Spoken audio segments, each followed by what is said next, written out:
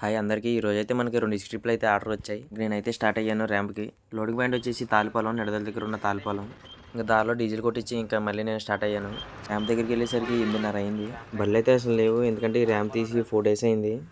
ఇంక బిల్ కొట్టించి నేనైతే లోడింగ్ పాయింట్‌లో పెట్టేసాను. లోడ్ అయితే చాలా ఫాస్ట్‌గానే అయిపోయింది. నేను బాబాయ్ పైకెక్కేసి సర్దించేసాను లోడు. అలాగే బరకం కూడా వేసుకుని ఇంకా రిటర్న్ స్టార్ట్ అయిపోయాం మేము. ఈ ఇసుక అన్లోడ్ పాయింట్ వచ్చేసి ఎండగండి.